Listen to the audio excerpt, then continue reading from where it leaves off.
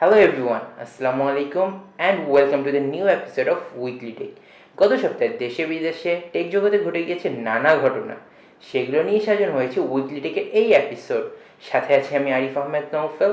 Hopefully এপিসোডটি আপনাদের ভালো লাগবে। যদি এপিসোডটি ভালো লাগে তাহলে আমার ভিডিওটিতে লাইক দিবেন অ্যান্ড সাবস্ক্রাইব বাটনে প্রেস করে পাশে বেল বাটনটি প্রেস করে রাখবেন, যাতে পরের ভিডিওগুলো সবার আগে আপনারা দেখতে পারেন। ফিরছি ইন্ট্রোর পর।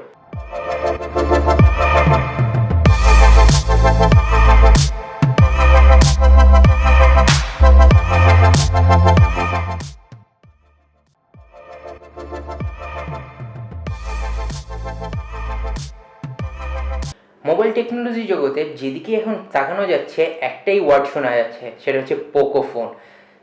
এই সাবকন্টিনেন্ট থেকে শুরু করে ইউকে ইউএসএ সব জায়গায় সবার মুখে মুখে এখন একটাই নাম, পোকো ফোন। গত সপ্তাহে এটার অ্যানাউন্সমেন্টের পর আমি গত সপ্তাহে টেক আপডেটের এপিসোডে এটা নিয়ে ডিটেলস বলেছিলাম। এই সপ্তাহে বলবো এটা সেলস নিয়ে। কিছুদিন আগে লাস্ট উইকে এটা ফার্স্ট সেল ছিল ইন্ডিয়াতে, অ্যান্ড ফ্লিপকার্টের মাধ্যমে পোকো ফোন ফার্স্ট সেল হয়েছে। অ্যান্ড এটা ফার্স্ট সেলেই পুরো একটা রেকর্ড করেছে ফ্লিপকার্টের হিস্ট্রিতে। জাস্ট 5 মিনিটের মধ্যে এটা স্টক আউট হয়ে গেছে, যেটা খুবই নর্মাল, যে কোনো প্রোডাক্টের ক্ষেত্রেই হয়।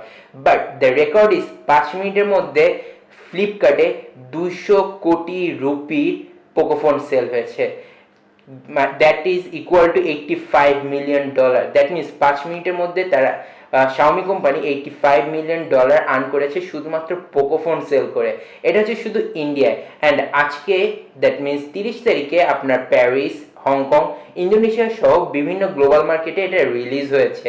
হোপফুলি এটা সারা ওয়ার্ল্ডে একটা আলোড়ন সৃষ্টি করবে খুব তাড়াতাড়ি স্মার্টফোন জগতে। অ্যান্ড বাংলাদেশও বিভিন্ন শপে অলরেডি চলে এসেছে এই ফোনটি আনঅফিসিয়াল ভাবে, যেখানে প্রাইস রাখা হচ্ছে অ্যারাউন্ড 30,000 টাকা মতো, 6GB RAM and 64GB ROM ভার্সনে। অ্যান্ড অলরেডি কিছু ইউজারও তাদের হাতে এই ফোনটা পেয়ে গিয়েছে, তারা কিনে ফেলেছে। সো হোপফুলি আস্তে আস্তে এটা মার্কেটে আরও তাড়াতাড়ি ছড়াবে অ্যান্ড প্রাইসটা আরও তাড়াতাড়ি রিডিউস করবে যখন আরও অনেক মানুষ এটা কিনতে পারবে।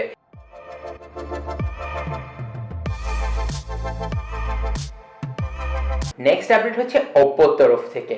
ওপ্পো রিসেন্টলি বাংলাদেশে রিলিজ করেছে তাদের নতুন একটা মোবাইল, যেটার মডেল নাম্বার হচ্ছে ওপ্পো F9। এই মোবাইলটাকে তারা স্পেশালি আলাদাভাবে ক্যাটাগরাইজ করেছে অনলি ফর দেয়ার ভোক চার্জিং ক্যাপাবিলিটি। ওপ্পো ডিক্লেয়ার করেছে যে এটা 5 মিনিট চার্জ দেওয়ার ফলে আপনি 2 ঘন্টা টানা কথা বলতে পারবেন এই ডিভাইসটা দিয়ে। এই টেকনোলজিটা এটা টোটালি ওপ্পোর নিজস্ব একটা টেকনোলজি, যেটা অন্য কোনো ডিভাইস এখন ইউজ করে নাই।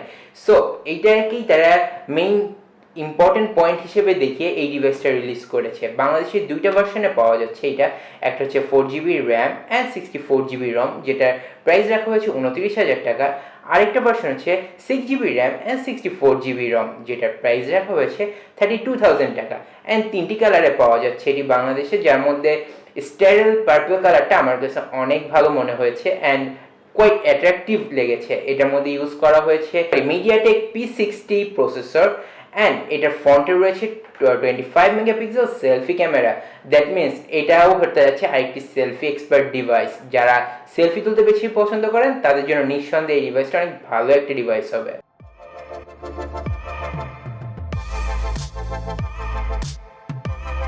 নেক্সট আপডেটটি হচ্ছে ওপ্পো তরফ থেকে। ওপ্পো তাদের বাংলাদেশের মার্কেটেও F9 রিলিজ করেছে, বাট গ্লোবাল মার্কেটের জন্য রিসেন্টলি একটা ডিভাইস রিলিজ করেছে, যেটার মডেল হচ্ছে R17 and R17 Pro।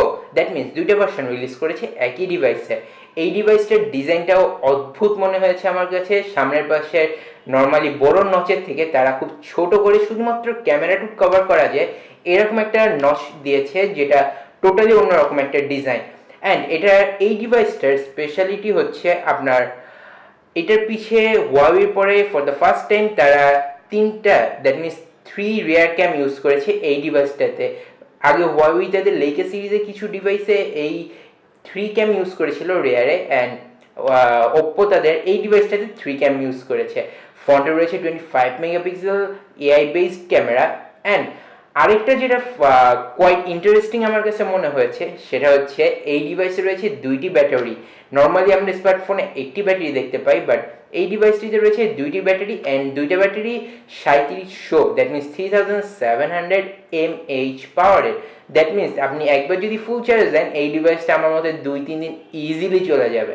And এটার মধ্যে ভোক্স সুপার চার্জিং ক্যাপাবিলিটি ইউজ করা হয়েছে, যেটা শুধুমাত্র ওপ্পো তাদের আগে ওপ্পো ফাইন্ড এক্স সিরিজের ল্যাম্বরগিনি এডিশনে ইউজ করেছিল।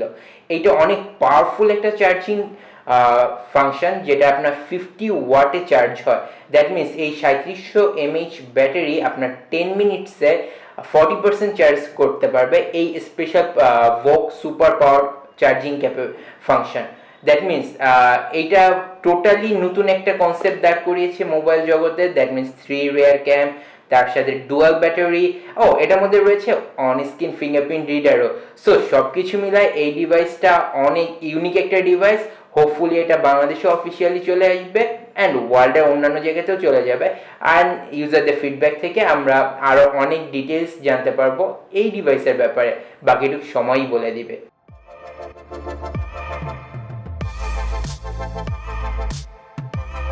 নেক্সট আপডেট হচ্ছে সনির তরফ থেকে।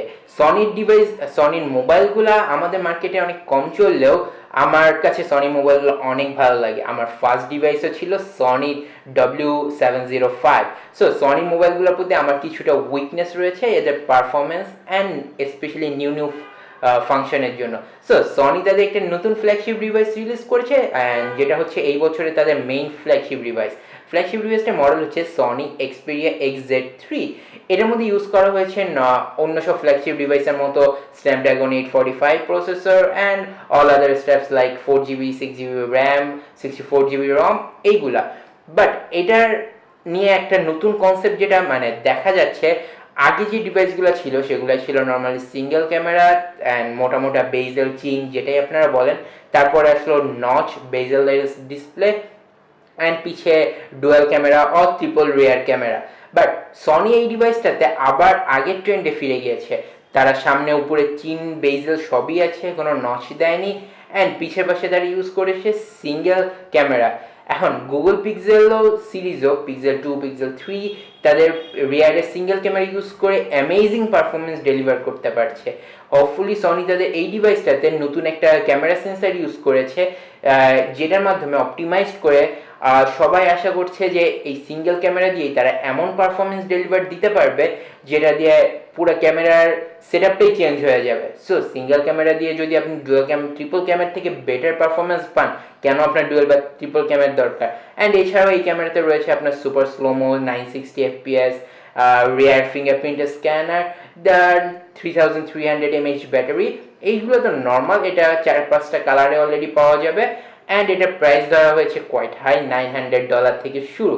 সো আমাদের মোবাইল জগৎটা কি আবার আগের দিকে ফিরে যাচ্ছে, নাকি আমরা নিউ ইনভেনশন দেখছি? যেমন ওপ্পো তাদের নচটাকে ছোট্ট করে শুধু ক্যামেরার মধ্যে নিয়ে আসলো, আবার সনি তাদের আগের স্মার্টফোনগুলোর ডিজাইনে ফিরে গেল। কেউ ট্রিপল ক্যামেরা ইউজ করছে ডুয়াল ক্যামেরার জায়গায়, কেউ সিঙ্গেল ক্যামেরা ইউজ করছে। আসলে মোবাইল জগৎটা টোটালি চেঞ্জের উপরে আছে, কোথায় যে এটা থামবে তা সময় বলে দিবে। হোপফুলি আমরা অনেক বেটার কিছু একটা দেখতে পাবো মোবাইল জগৎ থেকে খুব শীঘ্রই। সো এই ছিল উইকলি টেকের আজকের এপিসোড। হোপফুলি আমি আপনাদেরকে কিছু ইনফরমেশন দিতে পেরেছি, যে থেকে আপনারা কিছু হলেও নতুন জিনিস জানতে পেরেছেন। এই ভিডিওটি যদি আপনাদের ভালো লেগে থাকে ভিডিওটি লাইক দিবেন, সাবস্ক্রাইব করবেন আমার চ্যানেলে, অ্যান্ড সাবস্ক্রাইবের পাশে বেল বাটনটি প্রেস করে রাখবেন যাতে নতুন ভিডিওগুলো সবার আগে আপনাদের কাছে চলে যায়। আর যদি এই নিউজগুলো আপনারা অন্য সবাইকে জানাতে চান, অবশ্যই আমার ভিডিওটি বিভিন্ন জায়গায় শেয়ার করবেন। অ্যান্ড আমার ভিডিও উইকলি টেক অথবা আমার প্রেজেন্টেশন এনিথিং, কোনো ব্যাপারে আপনাদের কিছু জানানো থাকলে অবশ্যই কমেন্ট সেকশনে জানাবেন। আপনারা চাইলে আমার ফেসবুক পেজে জয়েন করতে পারেন, আমাকে ইনস্টাগ্রামে ফলো করতে পারেন। যে কোনো জায়গায় আপনারা চাইলে আপনাদের মতামত আমাকে জানাতে পারেন, যেখান থেকে আমি ফিডব্যাক নিয়ে পরের এপিসোডগুলো আরও ভালোভাবে আরও সুন্দরভাবে আপনাদের সামনে প্রেজেন্ট করতে পারি। সেই পর্যন্ত দেখা হবে আগামী সপ্তাহে। সেই পর্যন্ত ভালো থাকবেন, সবাই সুস্থ থাকবেন। আল্লাহ হাফেজ।